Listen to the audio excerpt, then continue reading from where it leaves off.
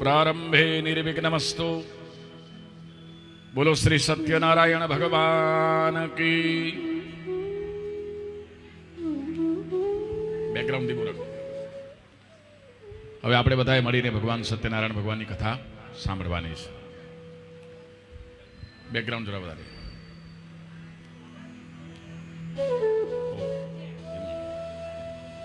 હા, ચડાયો.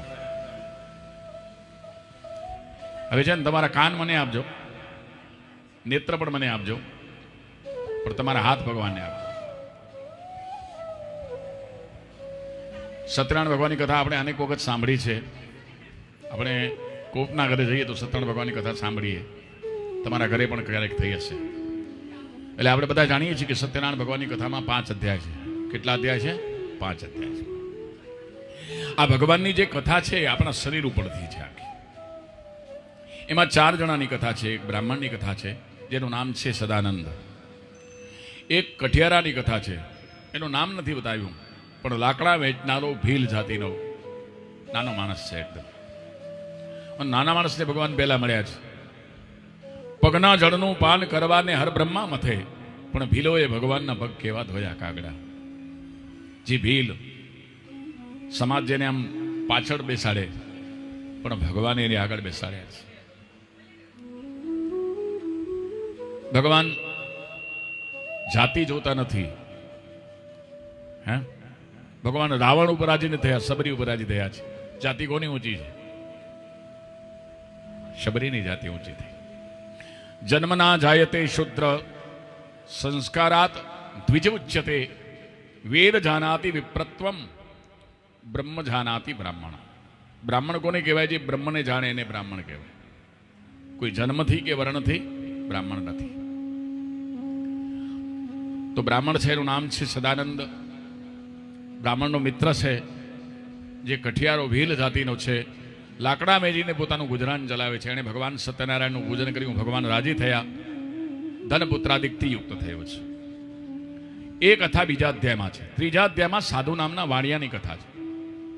હવે નામ નથી બતાવ્યું. જો એમ સાધુ, સાધુ કોઈનું નામ ન હોય, પણ સાધુ કોને કહેવાય? આપણે કોઈ કહે બહાર સાધુ આવ્યા છે એટલે આપણા એમ થાય કે કોઈ પીળા વસ્ત્ર ધારી, કે ભગવા વસ્ત્ર, કે સફેદ વસ્ત્ર. નહીં, વસ્ત્રથી કોઈ સાધુ બનતું નથી, પણ જેનું ચરિત્ર સાધુ છે. સાધુ એટલે સાધુ. હનુમાનજી ભગવાનને પૂછે છે કે તમને કોણ ગમે છે? આ બધા જીવ સૃષ્ટિમાંથી છે. તો ભગવાન કહે છે કે સબ મમ પ્રિય સબ મમ ઉપજાય. કીડીથી માંડી અને મહામાનવ સુધી અને હાથી સુધી, ડાયનાસોર સહિત બધાય મને પ્રિય છે, કારણ કે મારા બનાવેલા છે. સબ મમ પ્રિય સબ મમ ઉપજાવે, પણ તિન મેં અધિક મનુજ મોહે ભાવે. એમાં જે મનુષ્ય છે ને એ મને ભાવે છે. મનુષ્ય એટલે આમ શરીરથી નહીં, પણ ખરેખર કર્મથી પણ માણસ હોય, જેમાં માણસાઈ હોય. કવિશ્રી હિતેન આનંદપરા, તમે ત્યાં બેસી જાઓ જરાવટ. આપ ઉધરી બેઠો. બસ. કવિશ્રી હિતેન આનંદપરા પોતાના કાવ્યોમાં લખે છે કે ચાલો સૌ સાથે મળી આપણે ભગવાનના વારસ બની જઈએ, પણ શરત એટલી પહેલા માણસ બની જાય. તો ગોસ્વામીજી છે કે સબ મમ પ્રિય સબ મમ ઉપજાય, તિન મેં અધિક મનુજ મોહે ભાય. અને તિનમહી દુજ. દુજ એટલે જેનો 2 વખત જન્મ થાય છે. 2 વખત જન્મ કોનો કોનો થાય? એક દાંતનો, 8 વર્ષે પડી જાય ને પછી નવા આવે.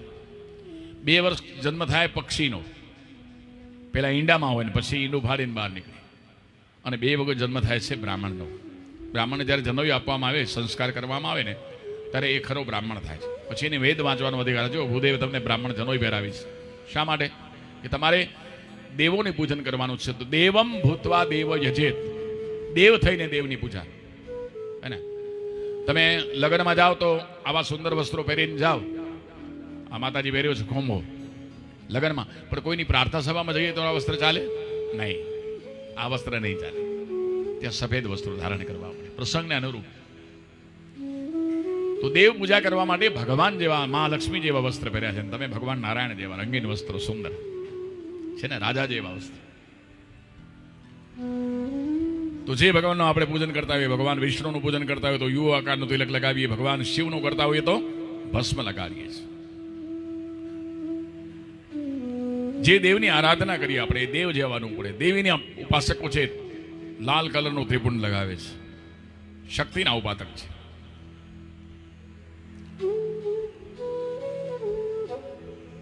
તો ગોસ્વામીજી કહે છે કે સબ મમ પ્રિય સબ મમ ઉપજાય, તિન મેં અધિક મનુજ મોહે ભાહે, તિન મહી દુજ, દુજ એટલે બ્રાહ્મણ, અને તિન મહી શ્રુતિધારી, શ્રુતિ એટલે બ્રાહ્મણ તો હોય પણ એના આ બધું વેદ મંત્ર સારા સંસ્કારો એ બધા ન હોય તો શું કામના.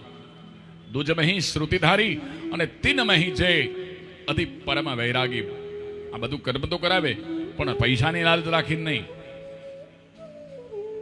4 કલાક મારી વાણી પવિત્ર થશે એ ભાવથી, હા, અને દેવ કાર્ય મારા હાથે થશે. બ્રાહ્મણ મનમાં આવો ભાવ રાખે, મનમાં ભગવાન કહે છે કે આવા લોકો મને બહુ ગમે છે. તો પેલા બ્રાહ્મણની કથા છે, કઠિયારાની કથા છે, સાધુ નામના વણિકની કથા છે. એ પછી 4થા અધ્યાયમાં 5મા અધ્યાયમાં એક રાજાની કથા છે. તો 4 વર્ણ છે, બ્રાહ્મણ, ક્ષત્રિય, વૈશ્ય અને શૂદ્ર. આ કથાની અંદર 4 વર્ણ છે, અને એ 4 વર્ણ આપણા શરીરમાં છે. મુખ છે બ્રાહ્મણ, મસ્તક છે ને બ્રાહ્મણ છે. બ્રાહ્મણોસ્ય મુખમાં સિદ્ધ, અને ક્ષત્રિય શું છે? હાથ.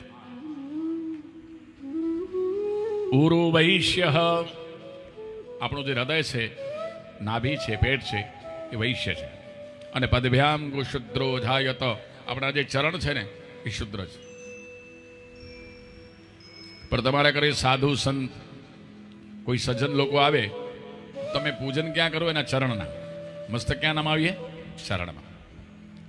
શ્રીમદ ભાગવતજીમાં એવું લખેલું છે કે ગોપીઓ ભગવાનના દર્શન કરવા માટે જાય છે. ગોપીઓ દર્શન કરવા માટે ભગવાનના જ્યારે જાય છે તે સૌથી પહેલા આંખને વાચા આવી, અને શરીરના બીજા બધા અંગો છે, નાક છે, કાન છે, મોઢું છે, હૃદય છે, હાથ છે, પગ છે, એને બધને આંખ બોલી. શું બોલી? કે તમારા સરાજ આખા શરીરમાં હું વધારે ભાગ્યશાળી છું. કીધું કેમ? કે ભગવાનના દર્શન માત્ર મને થશે, હાથને નહીં, ચરણને નહીં, હૃદયને નહીં, કાનને નહીં, આંખને દર્શન થાય. ત્યાં તો શ્રવણ એટલે કે કાન બોલ્યા કે તમારા કરતાં અમે વધારે ભાગ્યશાળી છીએ. શા માટે?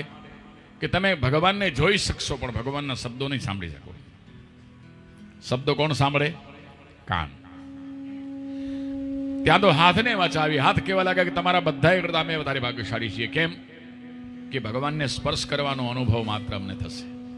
કાનથી આપણે ભગવાનને સ્પર્શ કરી શકીએ નહીં, નેત્રથી નહીં, હાથથી સ્પર્શ થાય. ત્યાં તો હૃદય બોલ્યું કે આંખને જે દર્શન થશે, કાનને જે સંભળાશે, હાથને જે સ્પર્શનો અનુભવ થાય, પણ એ બધાનો આનંદ કોને થાય? ના હાથને થાય, ને કાનને ના થાય, હૃદયને આનંદ થાય. હૃદય કે હું સૌથી ભાગ્યશાળી છું. ત્યાં ચરણ બોલ્યા તો મને તો કઈ લાભ મળતું નથી, હું તો આખા શરીરનું વજન ઉપાડું છું. એટલે ચરણ કે હું તમને ભગવાન સુધી પહોંચાડું નહીં, તમે હવે અહીંયા જ રૂભા છે. ત્યારે આંખ, કાન, મોઢું, હૃદય બધાએ બોલ્યા કે ભાઈ અમને જે મળશે એમાંથી 50% તને આપી દેશું, પણ તું અમને ભગવાન સુધી પહોંચાડ. હવે જો હૃદયને લાભ મળ્યું 100 રૂપિયા, એમાંથી 50 રૂપિયા એને કોને આપ્યા? ચરણને. કાને 50% આપી દીધું. આમ બધાના 50% ચરણ પાસે આવ્યા, એટલે પૂજા ચરણની થાય છે. ના ભગવાનના હાથની પૂજા થાય છે, તો ભગવાનના નેત્રની પૂજા થાય છે. પણ કોઈ સંત મહંત તમારા ઘરે આવે તો પૂજા શેની થાય? ચરણ. આપણે માતા પિતાના ચરણમાં વંદન કરીએ. તો આ 5 અધ્યાયમાં આખા શરીરની કથા છે. સત્યનારાયણ ભગવાનમાં પહેલા અધ્યાયમાં સૌનકાદિક ઋષિઓ બધા ભેગા થાય છે નૈમિષારણ્ય અરણ્યમાં, અને સુત પુરાણી જે કથા કરવામાં બહુ કુશળ છે એમને પ્રશ્ન કરે છે, મહારાજ આ દુનિયામાં ઘણા બધા વ્રતો છે, કોઈ પ્રદોષનું વ્રત કરે છે, કોઈ એકાદશી કરે છે. કાલ એકાદશી હોય ને ભાઈ, એકાદશી વ્રત અહીં ક્યાં ના અસી બ્રાહ્મણે બમણી કેવું. આ ખબર હે એકાદશી વ્રત કરવું બહુ જરૂરી. એ 15 દી એકડો જ વખત છે, માત્ર 15 દિવસમાં માત્ર એક વખત આવે. પણ એકાદશીનું વ્રત કરવાથી આપણા બધા 15 દિવસના પાપો ને બધા બળી જાય, ને આપણું સ્વાસ્થ્ય પણ એકદમ બરાબર રહે. એટલે ખાવાનું શું હલકું હલકું ખાવાનું. અન્ન પૂછે છે કે લોકો પાપની કમાણીથી મને કમાવે છે, તો મારામાં તો બહુ પાપ ભરાઈ જાય, મારા પાપ ધોવાય ગયા. તો પાપને ભગવાન એમ કહે છે કે એકાદશીના દિવસે તું અન્નમાં નિવાસ કરજે. એટલે એકાદશીના દિવસે અન્નમાં પાપ ભરેલું, એટલા માટે